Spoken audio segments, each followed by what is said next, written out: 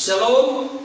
Pada kesempatan ini saya akan membahas satu topik yang penting, praktis, sederhana, menarik, tetapi bersangkutan atau berkaitan langsung dengan realita kenyataan perjalanan hidup kita hari lepas hari. Topik untuk kita, Yesus berkata, "Mengapa kamu takut? Mengapa kamu tidak percaya?" Mari kita buka Alkitab dari Markus pasal 4 ayat yang ke-40 sampai 41. Markus 4 ayat 40 sampai 41. Demikian firman Tuhan. Lalu ia berkata kepada mereka, "Mengapa kamu begitu takut? Mengapa kamu tidak percaya?" Mereka menjadi sangat takut dan berkata seorang kepada yang lain, "Siapa gerangan orang ini, sehingga angin dan danau pun taat kepadanya?" Sejauh itu pembacaan firman Tuhan. Yang berbahagia adalah setiap kita yang mendengar firman Tuhan dan yang setia memelihara dalam hidup kita hari lepas hari.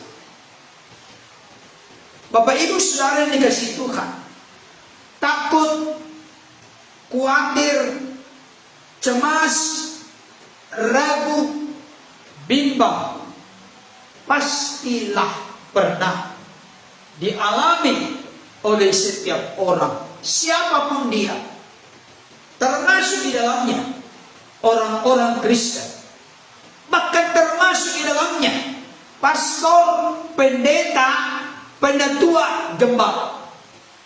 Pasti pernah mengalami takut, khawatir, cemas, ragu, dan bimbang dalam hidupnya. Bapak Ibu Saudara, itu merupakan sesuatu yang tidak asing bagi kita. Kalau orang dunia sering berkata, itu sesuatu yang biasa, sesuatu yang manusiawi. Tapi saya perlu memberikan konfirmasi dan penegasan kepada kita.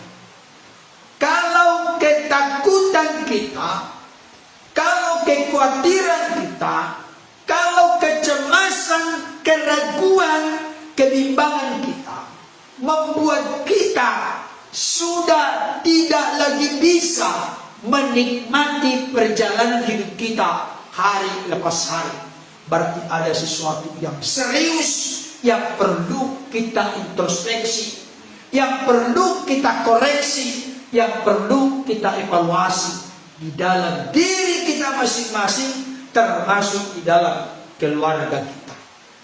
Hal itu mulai bisa terlihat dari kata-kata yang muncul di sekitar kita, di orang-orang terdekat kita. Apakah masih kata-kata yang optimis, kata-kata yang meneguhkan, kata-kata yang membangun, kata-kata yang menguatkan, atau justru sebaliknya sudah menjadi pesimis, kata-kata yang membuat gelisah, kata-kata yang membuat kita tidak bisa menikmati kedamaian, sukacita dalam hidup ini. Saudara dikasihi Tuhan, nah sekarang saya ingin bertanya kepada kita semua, mengapa kita takut? Mengapa kita khawatir? Mengapa kita cemas? Mengapa kita ragu dan bimbang dalam hidup ini? Padahal firman Tuhan berkata, jangan takut, jangan khawatir, jangan cemas, jangan ragu, jangan bimbang. Tapi mengapa kita takut? Saya menemukan dari bacaan kita ini, dari ayat 35 sampai 41. Pada umumnya manusia itu takut di dalam kehidupan oleh karena ada satu yang namanya masalah. Masalah yang membuat manusia takut. Masalah yang membuat manusia tidak berani untuk mencapai masa depan. Karena apa? Karena dari sekarang sudah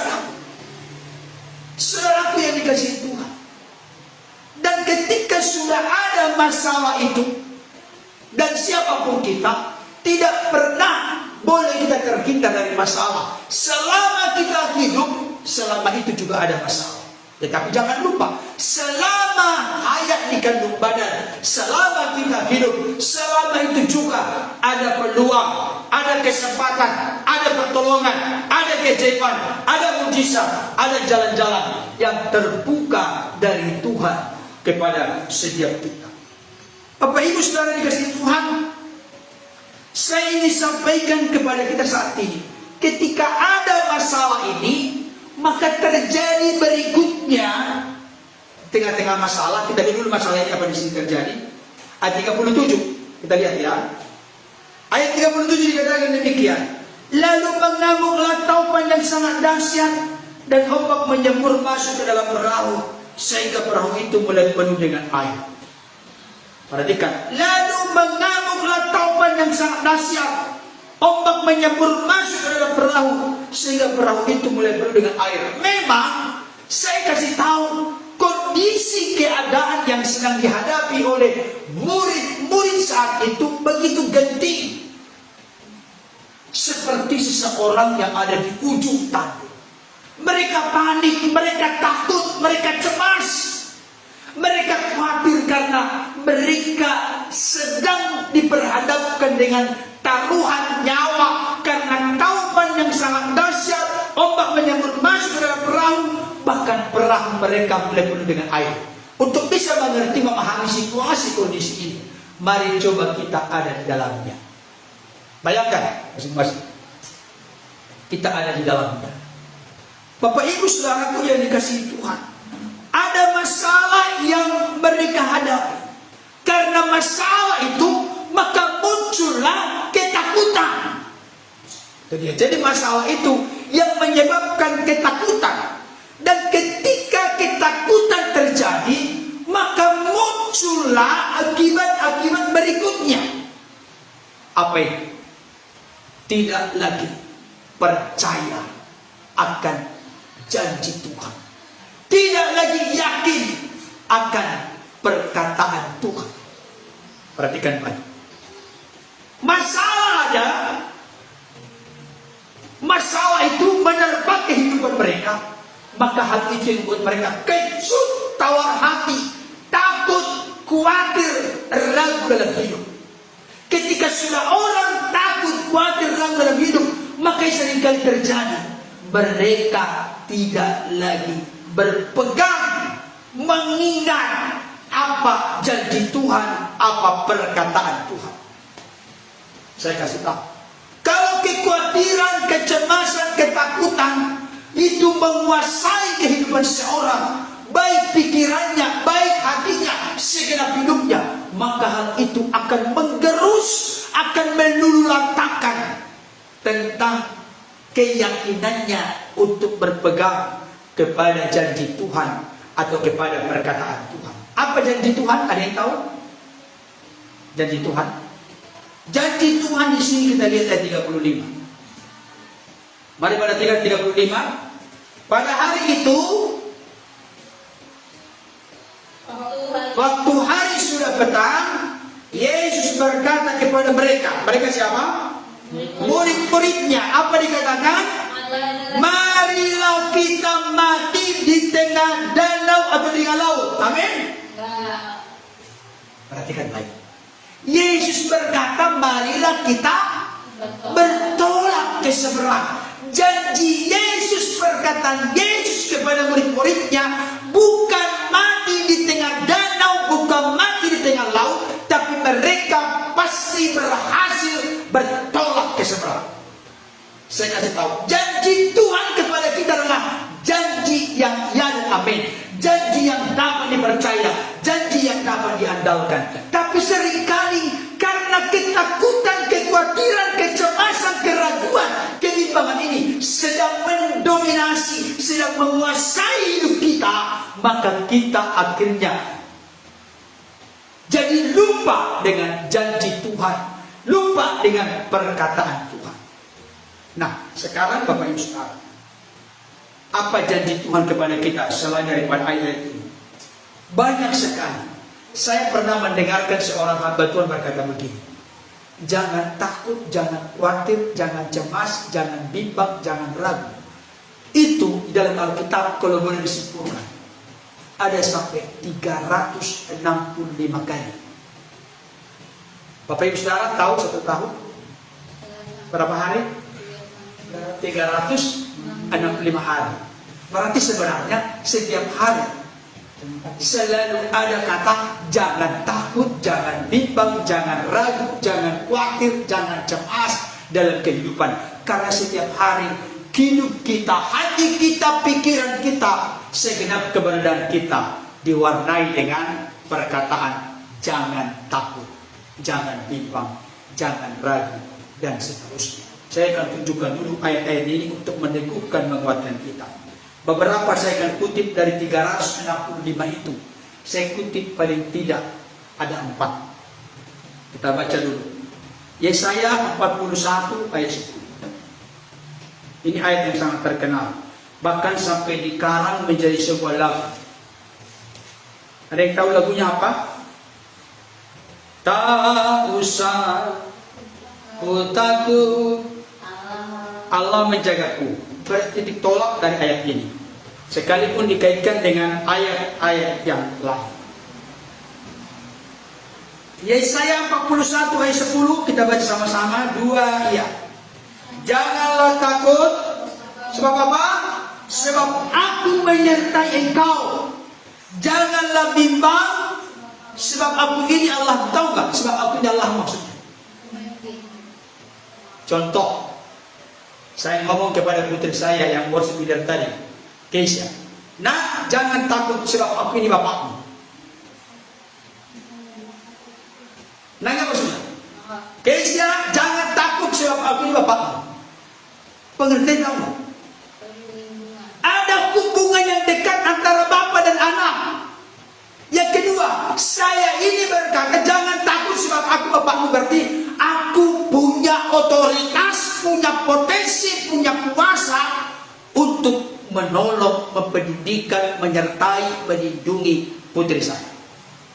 Ini antara anak dengan bapak.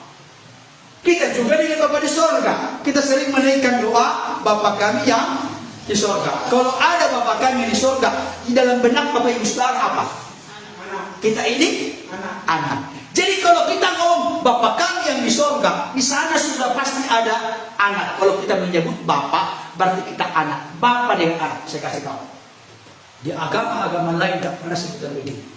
Mereka berkata ini adalah ungkapan yang sangat tidak terpuji, sangat tidak terhormat, sangat tidak menghargai Tuhan. Masa dia panggil bapaknya? Emang kakek nenek moyangnya? Bayangkan. Tapi kita bahkan ada lagi bahasa Aramik kalau tidak salah ya, yang lebih dalam lagi. Apa? Abba itu lebih dekat lagi, lebih akrab lagi. Betapa dekatnya Tuhan itu dengan kita. Bukti dekatnya Tuhan dengan kita sampai dia rela mengutus dari dirinya sang firman turun menjadi manusia. Begitu besarnya, begitu panjang, begitu lebar, begitu tinggi, begitu dalam, begitu luas kasihnya kepada kita. Dia kirimkan anaknya, dia karuniakan anaknya demi menebus dan menyelamatkan kita dari ikatan perhambaan perbudakan dosa. Aku ini Allah. Aku akan, jadi Allah yang tadi jangan bimbang, aku ini Allahmu. Apa yang dikatakan dilakukan oleh Allah itu kepada kita? Aku akan meneguhkan, bahkan akan menolong engkau. Aku akan memegang engkau dengan tangan kananku yang membawa. Ada dikatakan di sini yang membawa kehancuran, yang membawa kejatuhan, yang membawa kegagalan? Tidak ada. Tapi Tuhan kita yang menyertai kita, Tuhan kita yang berkuasa.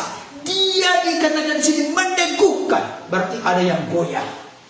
Dia teguhkan, bahkan menolong, berarti ada yang lemah. Memegang engkau dengan tangan kananku. Bayangkan dipegang kita. Kita dalam genggaman tangan Tuhan. Dan ketika Tuhan memegang tangan kita, berarti Tuhan membawa kita kepada kemenangannya yang sempurna. Makanya ada yang berkata, Tuhan menetapkan langkah-langkah orang yang hidupnya berkenan kepadanya. Apabila ia jatuh, tidak sampai tergeletak, sebab tangan Tuhan menolong, menopang, sehingga membawanya kepada kemenangan. Itu Tuhan kita. Yang kedua, Matius 28. Supaya kita tidak dikuasai oleh ketakutan, kekhawatiran, keraguan, kecemasan dalam hidup ini, mari kita mempercayai janji Tuhan. Matius 28 ayat yang ke-20. Matius 28 ayat yang ke-20.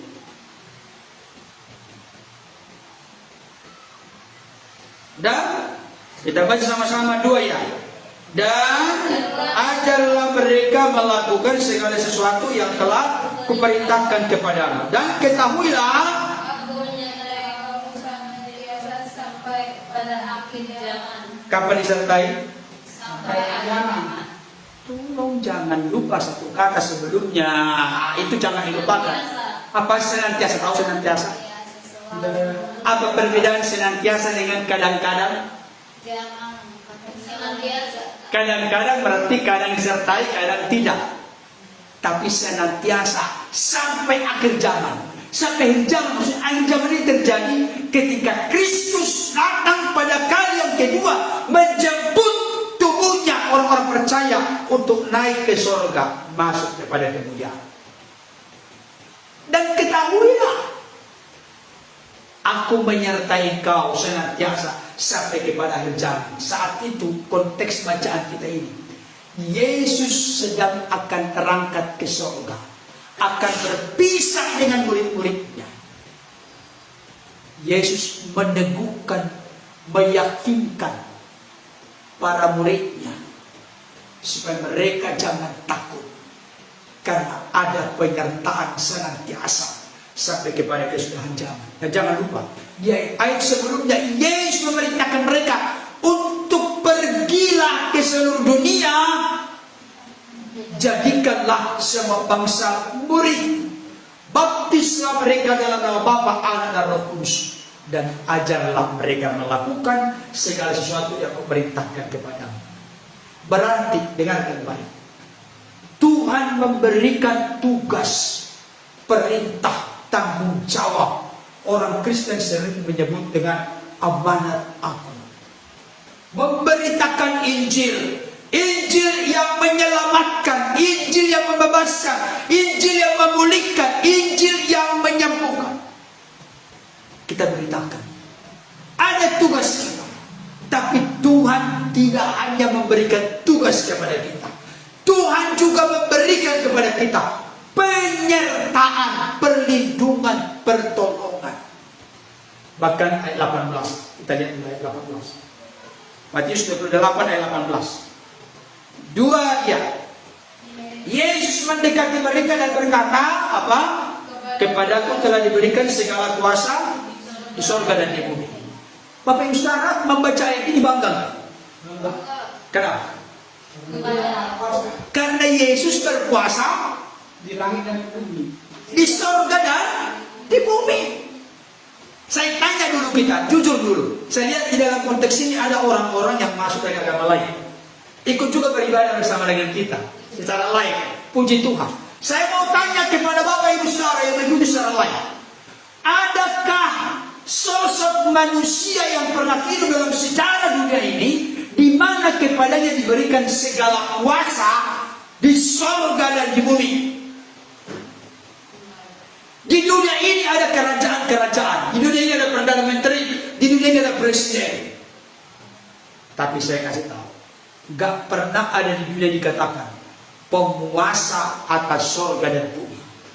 Bukalah hati pikiran kita, terbukalah untuk percaya, menerima Dia sebagai Tuhan dan Juru Selamat bagi kita. Karena Dia terkemuka di dunia dan di akhirat. Itu bahasa lain. Dia berkuasa di surga dan di bumi. Kalau Yesus berkuasa di surga dan di bumi, berarti dia pasti beri kuasa itu kepada kita. Sehingga kita mampu untuk menjalankan misi, visi amanat agung, memberitakan Injil ke seluruh dunia, menjadikan semua bangsa murid Kristus, dan penyertaannya pun ada bersama dengan kita. Pertanyaan saya, kalau dijawab, benarkah Yesus membuktikan dia menyertai kita selama-lamanya? Ada yang bisa jawab? Benarkah Yesus membuktikan penyertaannya atas kita?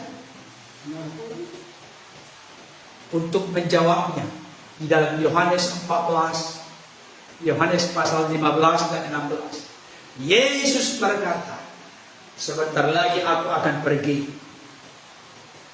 dan aku akan meninggalkan engkau. Tetapi jangan kecut dan tawar hati, jangan gelisah hati.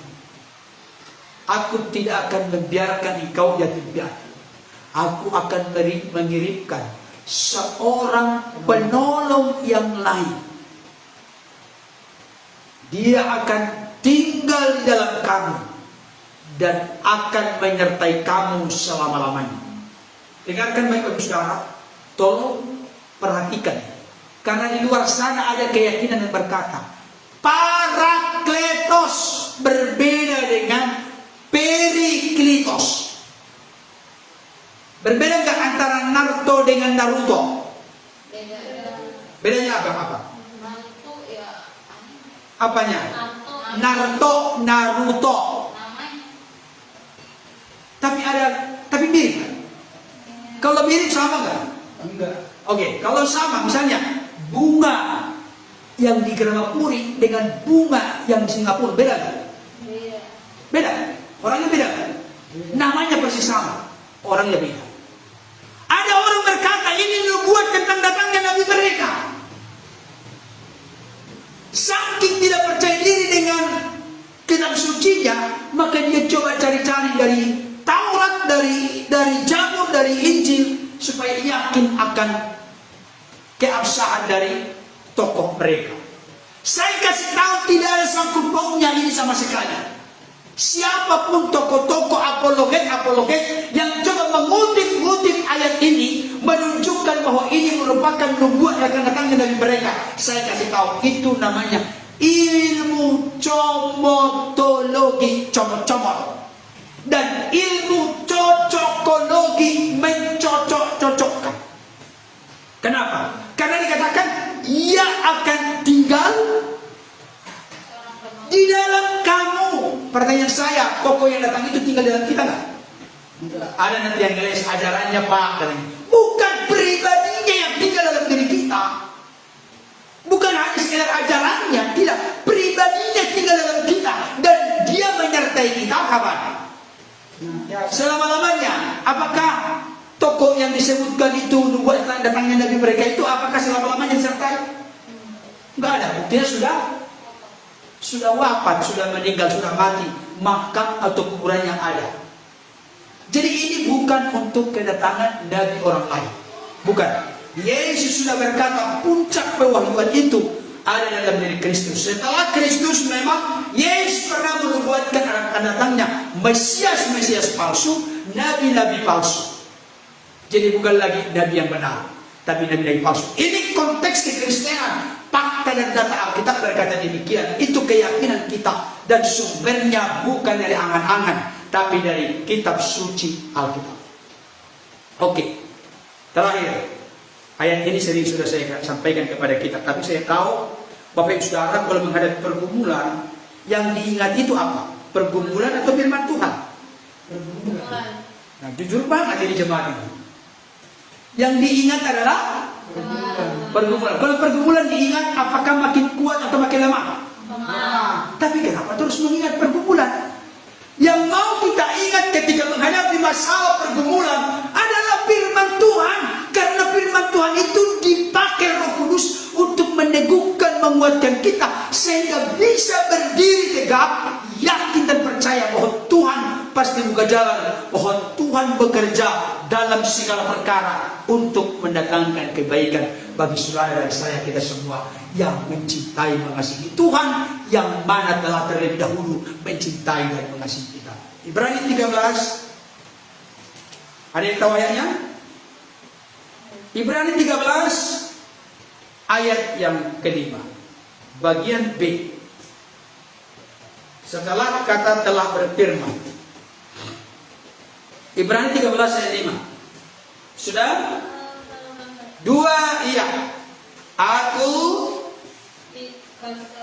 setelah berfirman, dua, iya. Aku sekali-kali tidak akan membiarkan engkau, dan aku sekali-kali tidak akan meninggalkan engkau. Tolong ketika membacanya jangan salah Bapak Ibu. Saya pernah mendengar jemaat membaca ini. Aku sekali-sekali tidak akan membiarkan engkau, dan aku sekali-sekali tidak akan meninggalkan engkau. Sekali-sekali dengan sekali-kali berbeda kan? Beda. Apa perbedaannya? Sekali pernah ditinggalkan. Pernah ditinggalkan. Kalau sekali-kali Tidak pernah. itu menunjukkan penegasan tidak pernah ditinggalkan. Makanya sebenarnya ada lagu Kidung Jemaat, ya Tuhan tiap jam ku memerlukanmu. Sebenarnya tiap jam kan? Setiap saat. Iya, lebih bagus seperti yang dikatakan Bapak Bunga. Ya Tuhan setiap saat. Itu baru benar. Tiap jam, mungkin pemikiran dari yang menciptakan lagu itu, kalau di jam sudah ada, menit sudah ada, detik itu kali maksudnya. Jadi tidak tiap jam, artinya hanya jam-jam tertentu. Tapi kalau tiap jam dikatakan memang sudah ada di situ semua ya. Jam ada menit, di menit ada detik ya. Tapi lebih tepat, lebih afdol, ya Tuhan setiap saat, ya Tuhan dalam setiap situasi, kondisi, keadaan kehidupanku, aku memerlukan engkau. Karena aku yakin penyertaanmu juga demikian. Senantiasa menyertai. Sekali-kali tidak akan membiarkan kita, sekali-kali tidak meninggalkan kita. Saudara kasih Tuhan, perhatikan. Ada masalah besar yang dihadapi murid-murid. Dan ketika masalah itu terjadi, membuat mereka tidak percaya, membuat mereka ragu, membuat mereka panik, cemas dalam hidup. Kenapa? Karena kelihatan sepertinya Yesus tidak mau tahu, Yesus tidak mau peduli dengan kesulitan mereka, dengan pergumulan mereka, di mana mereka sedang berada di ujung tanduk, taruhannya nyawa. Karena apa? Taufan yang dahsyat, ombak menyembur masuk ke dalam perahu, perahu itu mulai penuh dengan air. Kalau mulai penuh dengan air berarti lalat nggak? Atau gimana? Masih bisa bersiul-siul? Bersiul-siul begitu? Masih bisa? Senyum-senyum begitu? Enggak! Saya yakin kalau nanti kita tanya ke surga, bagian ke surga ya, kita tanya nanti ke Petrus, Pak Petrus, waktu itu kira-kira sudah seberapa tingginya air itu? Apakah saat itu ada yang berupaya untuk menimba air itu keluar? Saya yakin ada. Bagaimana? Di tengah danau ini, bukan di tepi. Bayangkan ombak, mereka coba bawa ke pinggir barangkali, tidak bisa karena tauman yang dasar, ombak menyambut masuk ke dalam perahu. Tidak di tengah-tengah mereka menghadapi masalah ini dalam keadaan panik, dalam keadaan sudah bingung mereka. Dengarkan baik. Kelihatannya Tuhan tidak mau tahu. Kelihatannya Tuhan tidak peduli. Kelihatannya Tuhan tidak berbuat apa-apa. Apa buktinya? Yesus sedang tidur. Bapak Ibu Saudara, ketakutan kita seringkali makin meninggi, makin naik, makin besar, karena kita melihat Yesus Tuhan kita tidak berbuat apa-apa. Pasif, sepi, sunyi, tidak ada sesuatu yang terjadi.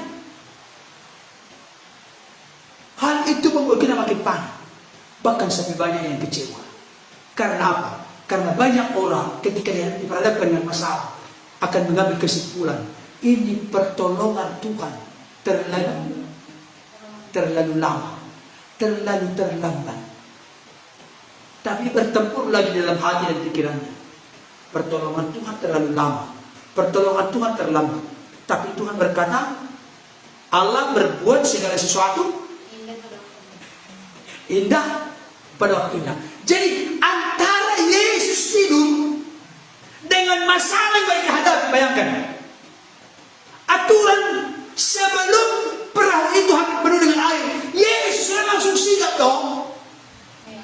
Makanya kita tanya nanti, ya Yesus, saat juru selamatkan, saat itu sempat bermimpi nggak kira-kira tidur?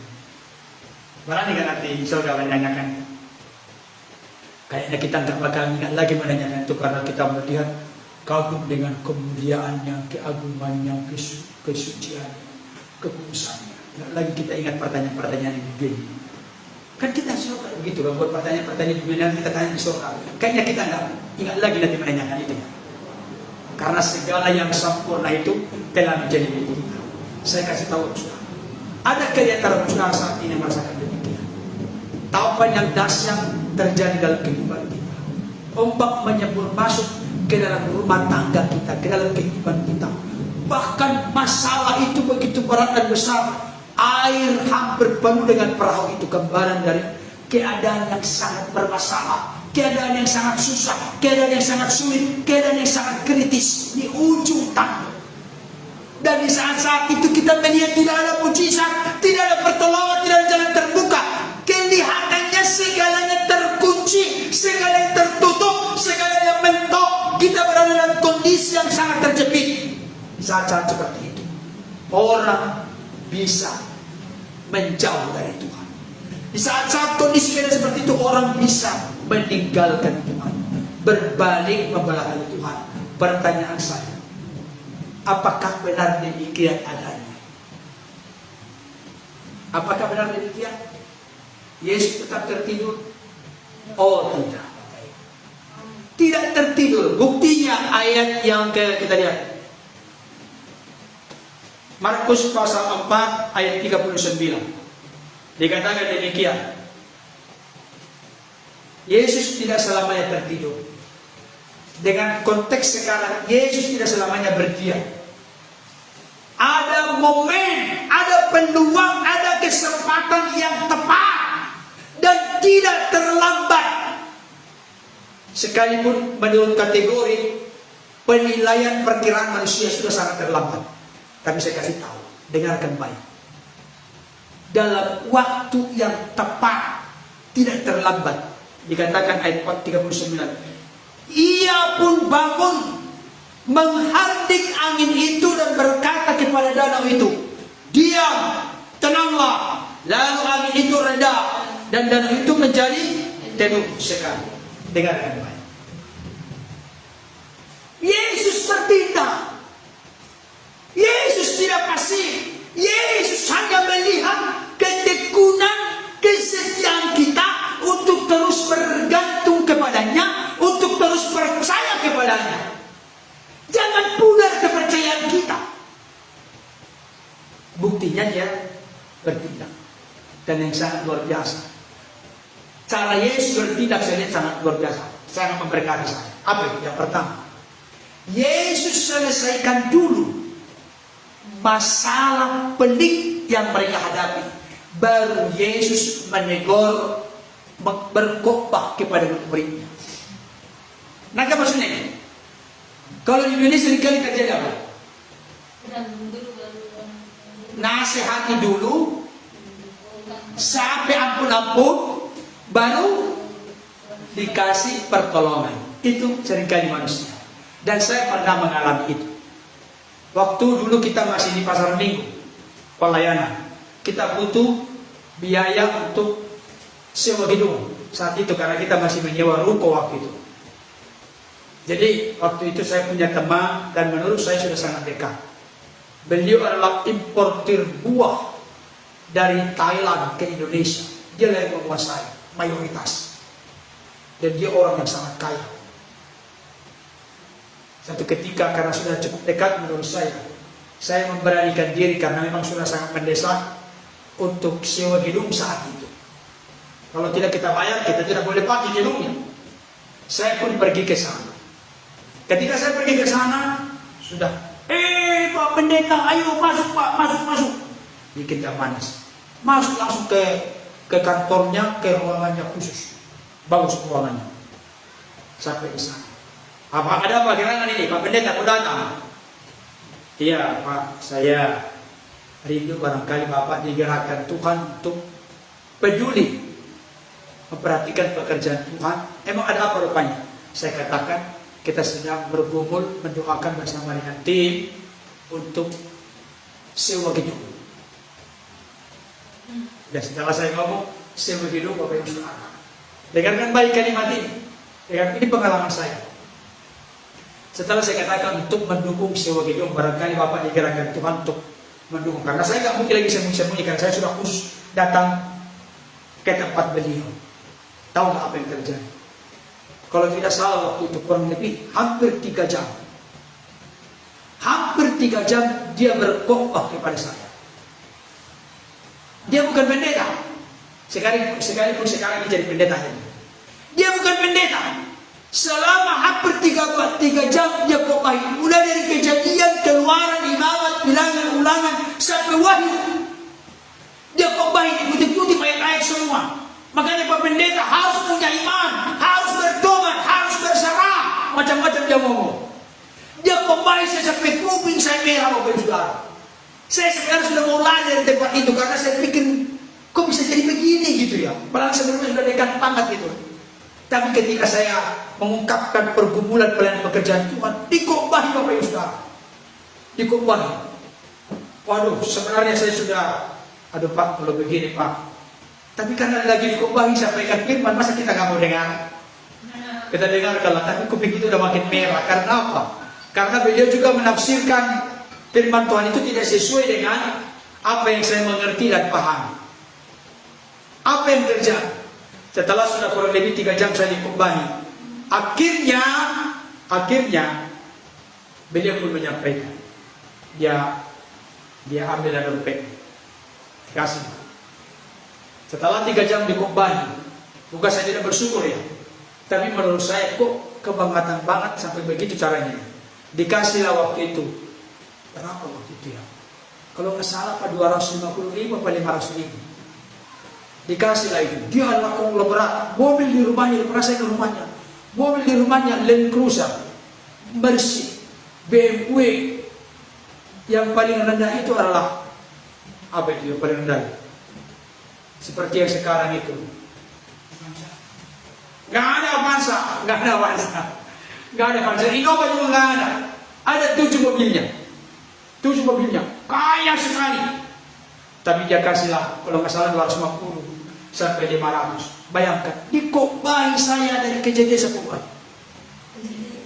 Baru dia kasih pertolongan. Itu pun menurut saya ya puji Tuhan juga lah. Bersyukur dong, harus bersyukur dong. Bersyukur ya, tapi berbeda dengan Tuhan kita, berbeda dengan Yesus.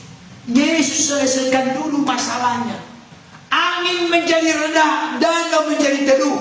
Setelah itu baru dia mengingatkan, mengajari murid-muridnya, mengapa kamu begitu takut, mengapa kamu tidak percaya, sudah ditolong dulu. Maka rumus inilah yang dilakukan oleh Bapak Presiden kita, Bapak Presiden Joko Widodo. Dulu dia itu terkenal dengan makan dulu baru dikasih nasihat. Ditolong dulu dong. Kalau perut lagi lapar, mau nggak dengar nasihat? Udah dengar sudah bunyi-bunyi di perut ini lapar, tapi dikhotbahi, masuk nggak? Iya. Wah, orang Batak bilang pandoko di mana sih? Nagurang lu hatam. Udah ngomongin aja di situ, banyak kali cakapmu. Gitu nanti ngomong. Tapi Yesus demikian. Ketika masalah yang membuat mereka cemas, membuat mereka takut, membuat mereka panik, itu dituntaskan, maka mereka bisa menerima pengajaran Yesus, nasihat Yesus. Ini sangat bagus. Kita praktekkan. Coba. Kemarin itu kawan kita Awak Bunga bercerita ke saya, kalau ada sebuah kesalahan yang dilakukan di masa kecil, mengambil ikan katanya dari apa? Dari sawah orang, dari kolam orang. Ya udah, ayo nak makan dulu, makan.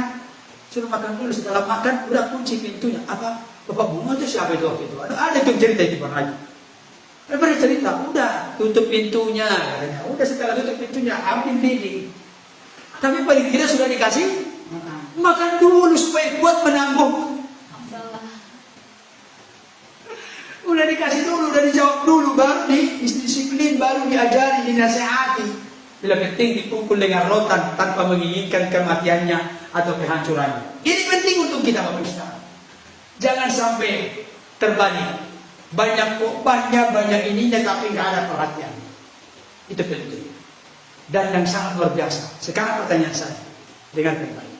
Di tengah-tengah mereka panik, di tengah-tengah mereka takut, di tengah-tengah mereka cemas karena mereka ada di ujung tanduk. Sebenarnya kok Yesus sampai bisa bangun dari tidur? Yang seolah-olah tidak mau tahu, tidak mau peduli dengan masalah mereka yang sudah sangat mengancam nyawa mereka. Kok mereka bisa bangun? Ada yang bisa jawab? Halo? Kenapa? Kenapa? Jangan lupa 38. Kita lihat. Pada waktu itu Yesus sedang tidur diburikan di sebuah tilam. Bagian B. Maka murid-muridnya membangunkan dia dan berkata kepadanya, Guru, engkau tidak peduli kalau kita binasa. Ini perkataan yang sangat dasar dan luar biasa. Mungkinkah binasa celaka bersama dengan Yesus? Tidak. Tidak. Karena Yesus dalam keberadaan sebagai firman, dialah yang menciptakan dari yang tidak ada menjadi ada. Apalagi meneduhkan, menenangkan angin yang berkecamuk dan danau yang bergejolak. Dengarkan baik. Kenapa Yesus bisa bangun? Yesus peduli. Yesus menyatakan demonstrasi otoritas kuasanya yang dasar. Kenapa? Karena ada murid-muridnya yang membangunkan dia. Sekarang pertanyaan saya, konteks membangunkan ini sekarang mengartikannya bagaimana? Ketika kita punya masalah yang berat, pergumulan yang sudah berada di ujung tanduk seperti lingkaran setan, begitu berat dan besar, kita membangunkan Yesus. Maksudnya sekarang, apa kita membangunkan Yesus? Bagaimana membangunkan Yesus? Caranya bagaimana? Berserulah kepada Yesus, berdoalah kepada dia, berteriaklah kepadanya. Tumpahkan, nyatakan isi hati kita, rasa panik, rasa takut, rasa cemas yang mengancam hidup kita. Mari kita doakan, serukan kepada Tuhan. Jangan diamkan. Oke, saya buat pertanyaan, tolong jawab. Apa yang membuat Yesus bangun? Tahu yang dasar? Tolong jawab. Apakah topan yang dasar yang membuat Yesus bangun? Tidak. Apakah ombak yang menyembur masuk ke dalam perahu yang membuat Yesus bangun? Tidak. Apakah karena perahu itu mulai penuh dengan air membuat Yesus bangun? Tidak. Tapi yang membuat Yesus bangun adalah teriakan, seruan, suara dari murid-muridnya. Sebenarnya saya mau katakan, bagi Yesus kira-kira berkata begini kalau bahasakan sekarang. Emang gue pikirin lo ombak? Emang gue pikirin lo topan? Emang gue pikirin perahu dengan air? Yang gue pikirin adalah murid-murid yang kucintai dan kukasih. Ketika terjadi badai itu, taupan itu, ombak itu, perahu dengan air, Yesus tidak mau tahu, tetap juga tidur di barisan kapal. Tetap tidur, tenang. Tapi ketika murid-muridnya yang membangunkan dia segera sigap, ia bangun, menghardik angin itu dan berkata kepada danau itu, diam, tenanglah. Lalu angin itu reda dan danau itu menjadi teduh. Kata-kata ini adalah kata-kata yang penuh otoritas. Ini membuktikan Yesus bukan hanya manusia biasa. Yesus bukan hanya rasul. Yesus bukan hanya utusan dalam pengertian utusan seperti yang dipikirkan, dimengerti, dipahami oleh agama lain. Memang Yesus dalam konteks Kristen adalah utusan, tapi utusan yang keluar dan datang dari Bapa. Saya tanya, Yesus utusan yang keluar dan datang dari Bapa, adakah utusan seperti itu pernah datang ke dunia ini? Dari perjanjian lama sampai sesudah Yesus ada utusan yang keluar dan datang dari Bapa. Kalau Yesus disebut utusan yang keluar dan datang dari Bapa, dia keluar dan datang dari Bapa itu dalam wujud manusia maksudnya atau dalam wujud ilahi? keluar dari Allah, Yesus dalam keadaan manusia? Bukan keluar dari perut Bunda Maria, bukan dalam kemanusiaannya. Kalau Yesus sebut utusan yang keluar dari Bapa, itu terkait dengan keilahiannya, kealahannya. Kalau disebut Yesus berkuasa mengampuni dosa, apakah itu dalam kemanusiaannya? Keilahiannya. Yesus itu disunat. Yesus apa? Yesus berpuasa. Yesus dicobai. Yesus berdoa. Yesus mati. Kemanusiaan. Yesus sudah ada sebelum Abraham ada. Yesus sudah ada di hadirat Bapa sebelum dunia dijadikan. Yesus berkuasa memberikan hidup yang kekal. Yesus mencari hidup yang kekal. Udah bisa membedakan? Jadi saya mau sampaikan saat ini, orang-orang di luar sana jangan paham dengan ini.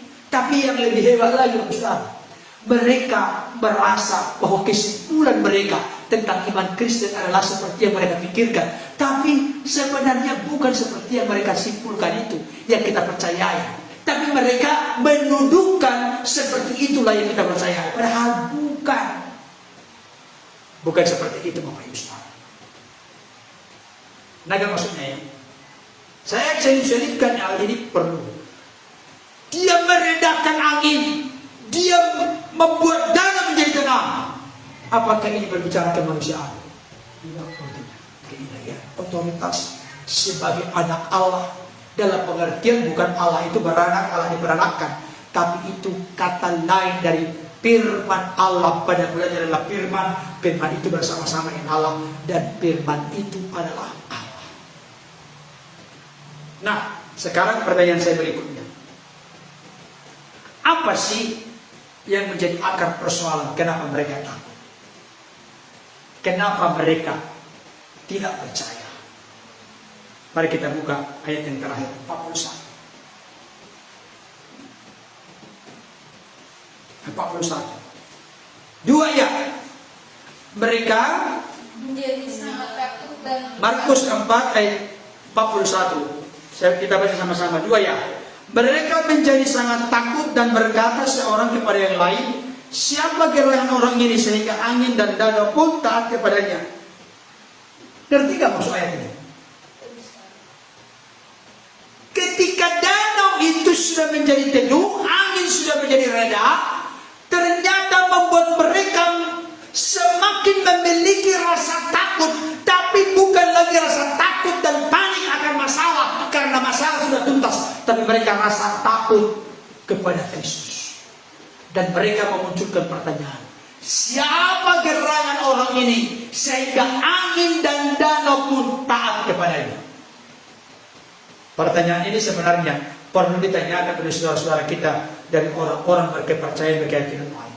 Siapa gerangan orang ini sehingga angin dan danau pun taat kepadanya?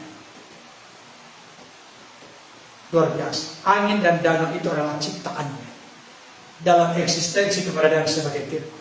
Tapi ketika dikatakan siapa gerangan orang ini, itu menunjukkan mereka belum utuh dan lengkap dalam konteks mengenal Kristus. Saya mau tanya kita semua di sini. Petrus dan Andreas sebelum dipanggil Petrus dan Andreas sebagai penjala, bahasa lain nelayan. Yakobus dan Yohanes sebagai nelayan juga, penjala ikan. Dan mereka pasti tahu dong situasi, kondisi, keadaan yang seringkali terjadi di danau, karena mereka juga ada di danau yang sama, sekalipun mungkin di wilayah tempat yang berbeda, tapi danaunya sama.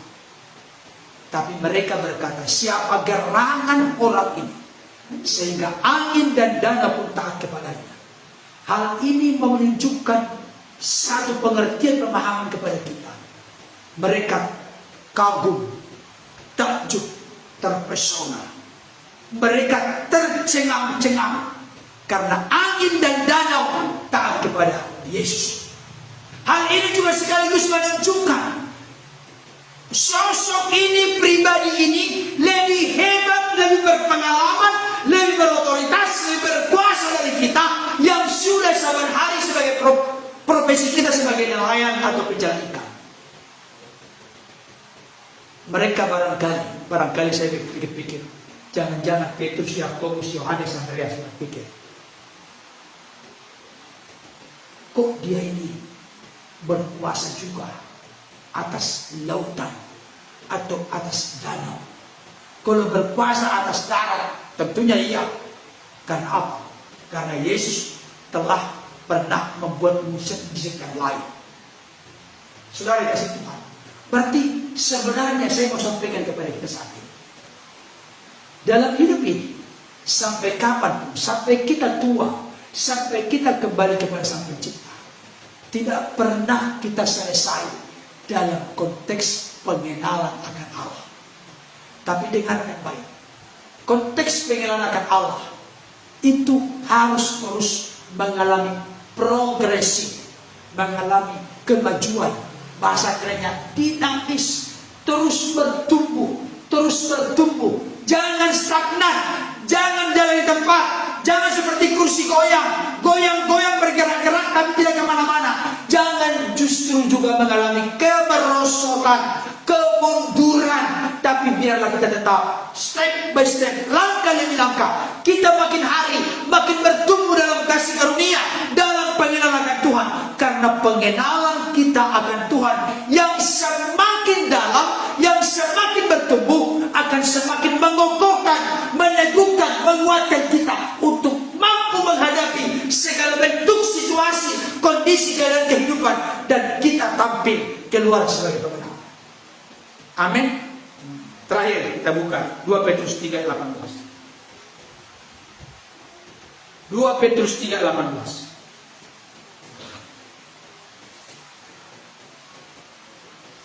Sudah? 2 Petrus 3:18. 2 ya. Tetapi bertumbuhlah dalam kasih karunia dan dalam pengenalan akan Tuhan dan Juru Selamat kita, Yesus Kristus. Baginya kemuliaan sekarang dan sampai selama-lamanya. Ada di sini perintah. Bertumbuhlah, saran, masukan, nasihat. Bertumbuhlah ada dalam 2 hal, dalam kasih karunia dan dalam pengenalan akan Tuhan dan Juru Selamat kita Yesus Kristus. Murid-murid berkata, siapa gerangan orang ini?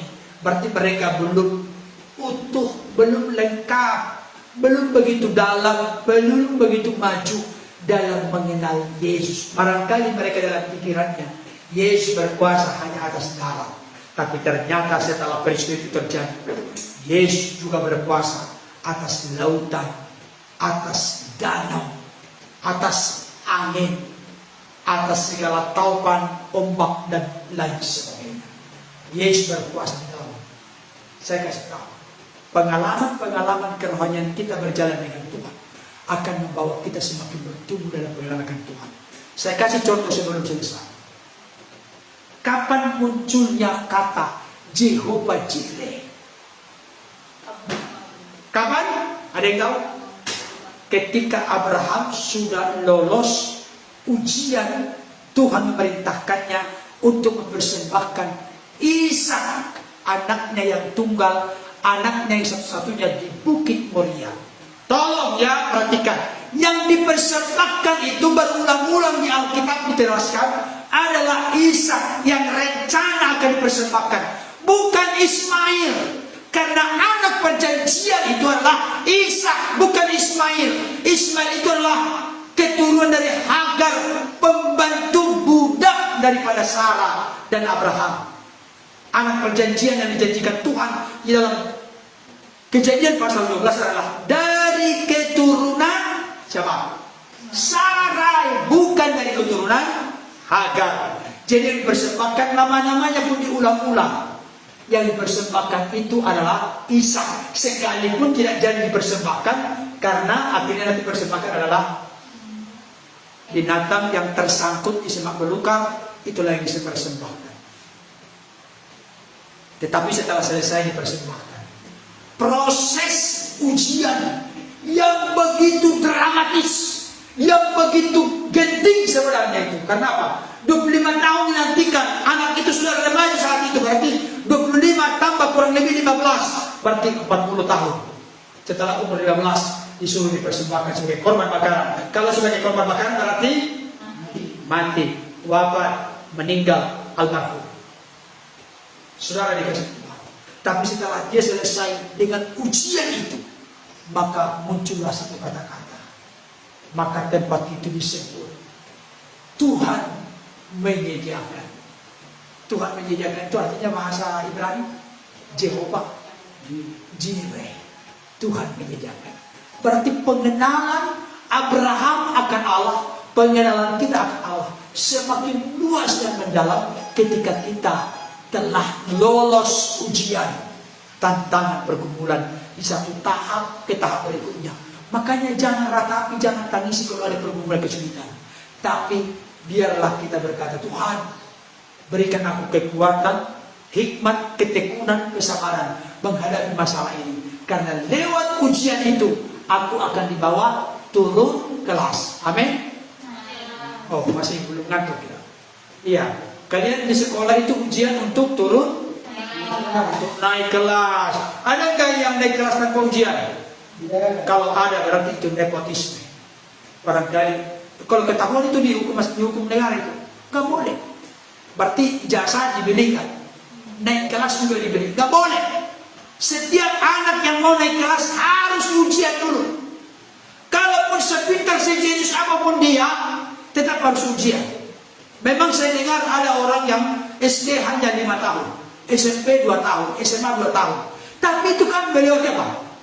Ujian juga layak enggak? Ternyata karena semua disapu rata. Pelajaran kelas 3 SMA juga disapu rata. Padahal dia masih kelas 1. Ya udah. Betapa lama-lama jadi dia SMA orang kelas 3 aja nilai 100 semua. Buat apa? Tapi tetap harus diuji. Ujian tidak boleh dihindari oleh siapapun. Karena ujian menaikkan kelas kita ke tahap yang lebih tinggi. Jangan bersungut-sungut, jangan takut, jangan cemas, jangan fokus kepada masalah. Kalau kita fokus kepada masalah, berarti kita akan menganggap Tuhan menjadi kerdil dan kecil. Tetapi yang benar adalah apa yang dikatakan firman Tuhan? Pencobaan-pencobaan yang kamu alami adalah pencobaan-pencobaan biasa, bukan luar biasa. Kalau pencobaan biasa Tuhan Luar biasa. Kalau pencobaan luar biasa Tuhan Sangat luar biasa. sangat luar biasa. Oh, mantap. Sangat luar biasa, bukan biasa ya, tapi biasanya begitu. Kalau kita sudah berkata pencobaan, masalah, kesulitan luar biasa, maka otomatis kepercayaan kita, keyakinan kita akan Tuhan menjadi biasa-biasa, bahkan bisa menjadi kendor, tawar, dan bersam. Tapi pencobaan adalah biasa.